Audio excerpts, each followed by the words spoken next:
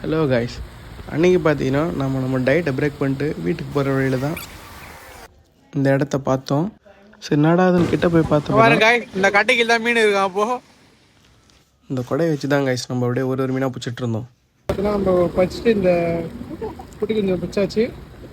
இந்த கவரில் உள்ள போட போகிறோம். ஒரு ரத்தம் வச்சியா வாயில் போகுது. ஆமாம், அச்சு ஐடி அந்த மாதிரி ரெடி ஆச்சு.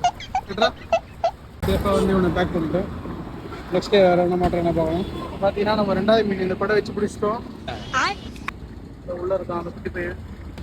இதுதான் பார்த்தீங்கன்னா நம்ம பிடிச்ச இந்த 3 குட்டி கொஞ்சம். இவர் நம்ம நண்பர் தருண். சரி போதும் டைம் ஆகிடுச்சு கிளம்பலான்ற பார்த்தப்போ தான் ஒருத்தர் சுற்றி இருந்ததை பார்த்தோம். விடுமா நம்ம பிடிச்சி போட அவனை கவலைன்னு அவனையும் பிடிச்சிட்டோம். சரி ஒரு ஆர்வத்தில் பிடிச்ச எங்களுக்கு இவங்களை என்ன பண்ணுறது தெரில. இப்போது சரி இவங்களை வளர்த்துறலாம் அப்படின்னு முடிவு பண்ணிட்டு வண்டி எடுத்துன்னு ஒரு பெரிய டேங்க் செட்டப் இவங்களுக்காக ரெடி பண்ண கிளம்பிட்டோம். ஒரு மணி நேரமாக தேடி ஒரு ஃப்ரிட்ஜ் ஒன்று நம்ம கண்ணில் மாட்டிச்சு. அதை அப்படியே எடை போட்டு அமௌண்ட் பே பண்ணி வாங்கிட்டு வந்துட்டோம் கைலாங்கடையிலேருந்து. நான் அவ்வளோ பெரிய ஃப்ரிட்ஜை வாஷ் பண்ணுற டைமில் நம்ம நண்பர் இங்கே ஜாலியாக விளையாண்டுக்கிறாரு. நம்ம இப்போ பெரிய தொட்டில் விட போகிறோம் காய்ஸ். இன்னும் 2வது குட்டி விட்டாச்சு. என்ன கேட்ட?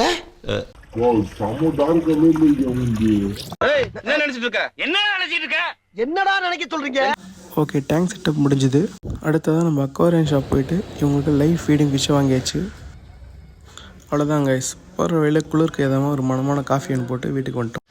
வீடியோ பிடிச்சிருந்தா லைக் அண்ட் ஃபாலோ மறக்காமல் பண்ணிவிட்டு போங்க.